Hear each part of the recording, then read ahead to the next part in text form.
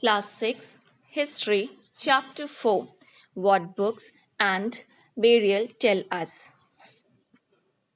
The oldest book known all over the world is supposed to be that of the Vedas. They were written about 3000 years back and are the earliest literary source available. Students, you can see these four different Vedas. The first one is the Rig Veda, second, the Yajur Veda, third, the Sam Veda, and the fourth one is the Atharv Veda. The Rig Veda is the oldest Veda. It was composed about 3500 years ago. These were composed by mainly the Rishi Munis. So, this Rishi Munis, they used to speak these all Vedas, and their students, they used to learn and by heart. There was no anything was written on that time. Everything they used to listen and they used to by heart it. On that time this ऋषि मुनि वो क्या करते थे, वो अपने students को word by word, line by line, एक एक चीज जो बच्चों को बोलते थे वो बच्चे उसी तरह कंठस्थ कर लेते थे. उस समय कोई भी एक बुक अवेलेबल नहीं था, कुछ भी नहीं था उनके पास, तो वो एक दूसरे से, एक पीढ़ी से दूसरी पीढ़ी को अपने जितने भी इंफॉर्मेशन होते थे वो इस तरह से पहुंचाया करते थे. The Rig Veda includes more than 1,000 hymns called Sukta or well said. Mainly under this Rig Veda, there were various gods and goddess, and there were mainly three gods are especially important. First one is Agni. It means आग. So it means the god of fire. वो आग के भगवान जो है उनको पूजा जाता था. दूसरा Indra, a warrior god, and Soma, a plant from which a special drink was prepared. So the second was Indira, जो कि मेनली लड़ाई में उनकी हेल्प करते थे. और तीसरा सोमा, एक तरह का प्लांट होता था जिसका एक ड्रिंक बनता था. तो specially under this Rig Veda they use to get more important, they given importance to these three different gods.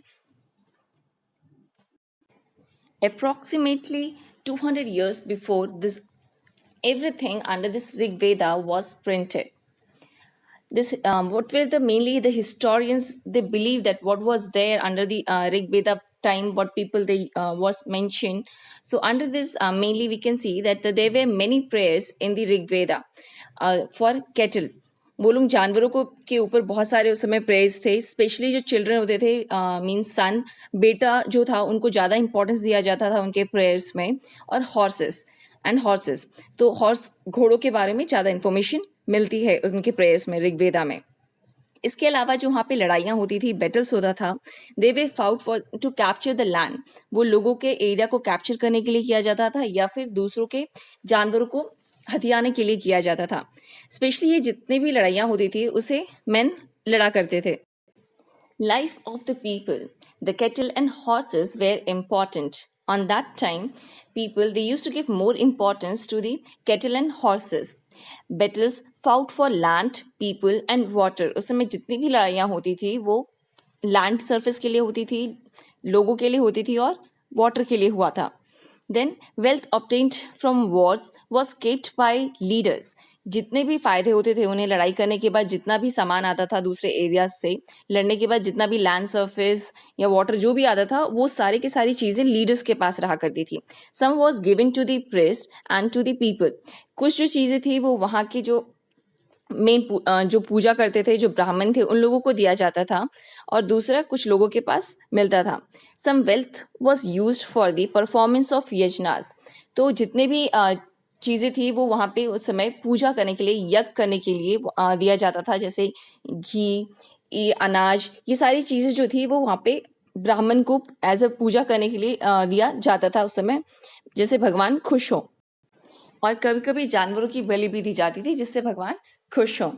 Not only this much, when we will see about the groups of people on that time, especially in terms of work, they were divided into two different groups. The first one, which you can see here as a Brahmins, so that Brahmin people were there under it, and the next one that were the Rajas. So these rajas were not the rajas as like the rajas which we heard in the last like in historical chapters. ये जो राजा होते थे वो राजा उनके पास palace नहीं था, वो लड़ाई झगड़े लाइक इतने सारे वो नहीं थे. ये जो राजास थे वो नॉर्मल थे, इनका जो भी बेटा होता था वो नेक्स्ट टाइम राजा नहीं बनता था. तो it was little bit different from that rajas. उसके बाद अगर हम देखें another side, the commonly community was whole work. So one का जो कम्युनिटी था उसमें जो मेन लोग थे वो जना थे, means the local people as like janta, the same way is closer to its jana. And the another was vish, that vish especially were known as the vaishya, so that lower caste people, so that come under this group. इसके अलावा और भी लोगों को दो भागों में बांटा गया था ह्यूम्स के अकॉर्डिंग. जो लोग जिन लोगों ने ह्यूम्स लिखा या फिर जो उनको रटते थे, उनको याद रखते थे, आगे पीढ़ी दर पीढ़ी पहुंचाते थे, उन्हें आर्यंस कहा जाता था. इसके अलावा जो दूसरा है वो दसा या दस्यूस कहा जाता है. जो लोग जिनके डिफरेंट लैंग्वेजेस थे, डिफरेंट कल्चर्स था, उन लोगों को अलग ग्रुप में यहाँ पे रखा गया है. The megaliths. The word megalith means big stone and burial bulldozers. Mainly उस समय जो था, जो लोग मर जाते थे उनके ऊपर एक बड़ा सा जो बुलडोजर टाइप का स्टोन होता है वो रखा जाता था, जिसे हम मेगलिथ्स कहते हैं. ये जो था वो स्पेशली यूज किया जाता था वो एरिया शो करने के लिए जहाँ पे लोगों की डेड बॉडी को अंदर गाड़ा गया है.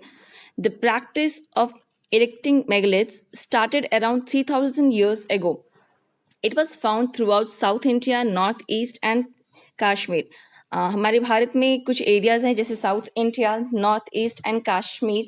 इन सारे एरियाज में ये मेगलिथ्स जगह जो एरिया है वो दिखता है, जहाँ पे लोगों के मरने के बाद उन्हें धरती के नीचे जो गाड़ा जाता था, तो उस एरिया को शो करने के लिए वो लोग इस तरह के बड़े स्टोन्स को यूज करते थे.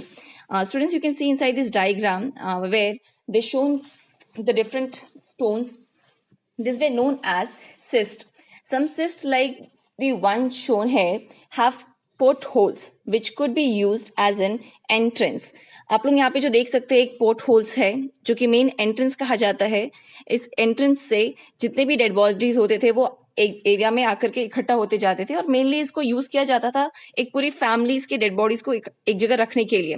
इस कंडीशन में इस तरह के मेगालिथ्स को बनाया जाता था, सिस्ट को बनाया जाता था. When archaeologists found these all different areas, these all different megalithic places, so they found these all different equipments was there.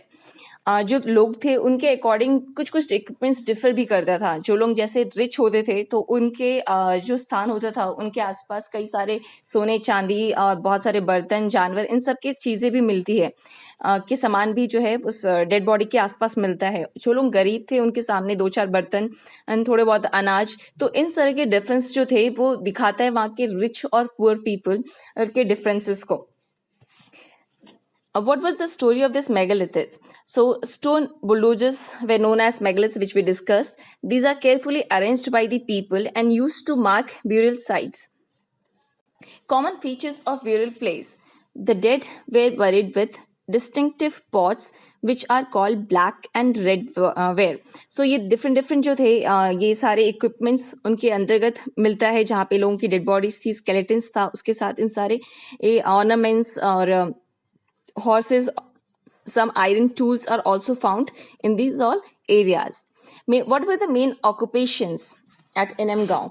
अगर हम देखें कि इस इनाम गांव में क्या क्या मेन ऑक्यूपेशन था, लोग वहाँ पे क्या काम करते थे, तो ये जो ऑक्यूपेशन हम बात कर रहे हैं इनाम गांव की, ये एक साइट है जो कि रिवर गॉन्ड और ट्रिब्यूटरी ऑफ भीमा रिवर के आसपास है, के पास है.